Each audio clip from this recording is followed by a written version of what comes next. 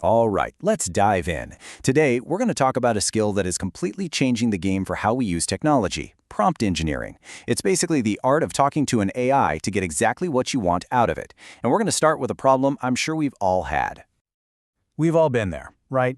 You ask a chatbot for something simple, and it comes back with something totally bizarre. Or you ask it to write a quick email, and it sounds like it was written by a robot from the 1600s. It's frustrating. It really feels like the AI just isn't getting it.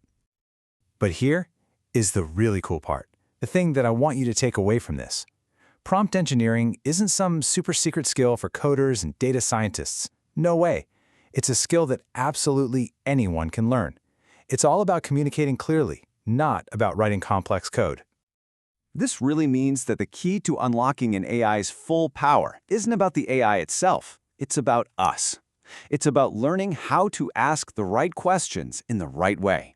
And that is what prompt engineering is all about.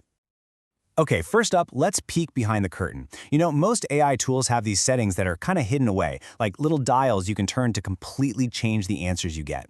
Understanding these is your first step from just being a casual user to becoming a real pro.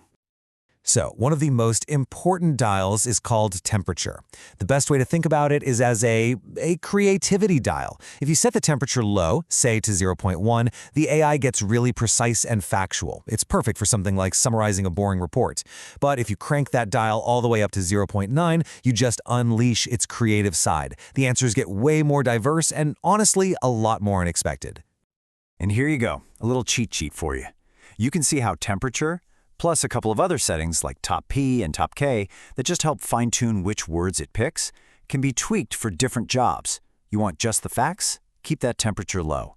You're brainstorming ideas for a fantasy novel? Crank it way, way up. These are awesome starting points for getting control over what the AI gives you. Okay, our next technique is even more powerful.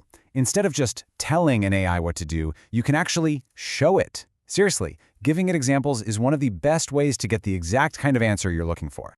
In the biz, this is called shot prompting.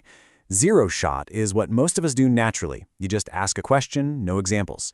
One shot is where you give it a single example to copy. But the real magic, where things get interesting, is with few shot prompting. That's where you give it a few examples so it can learn the pattern you want it to follow. Let's see this in action with a pizza order. So, here we show the AI how to turn a casual sentence into a clean, structured format called JSON. After just 2 examples, it starts to get the hang of it. Then, we throw a curveball, a really complex half-and-half pizza order, and look at that, it nails it. It follows the pattern perfectly.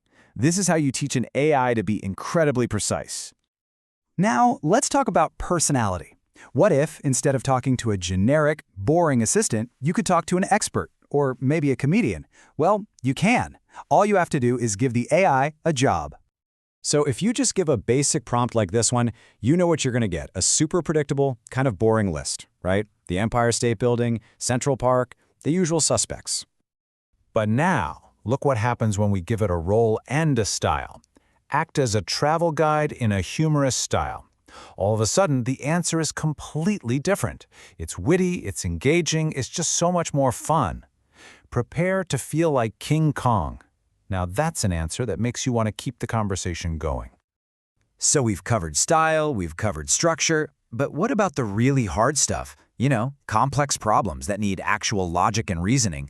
Well, there's a technique for that too, and it's called chain of thought prompting. Here's a classic logic puzzle that AI models often get totally wrong. Just think about it for a second.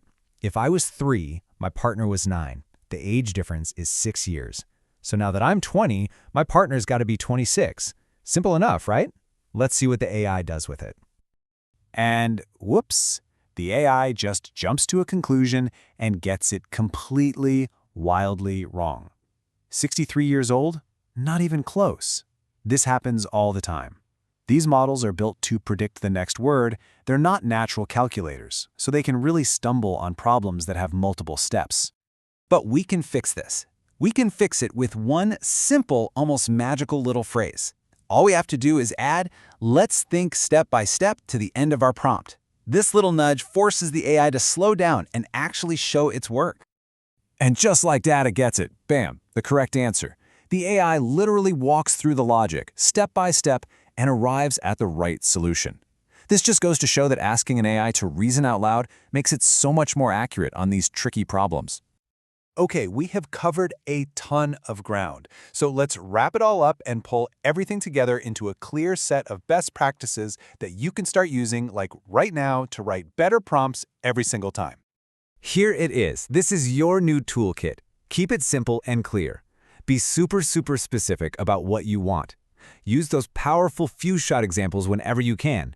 And this is a big one. Tell the AI what you want it to do, not what to avoid.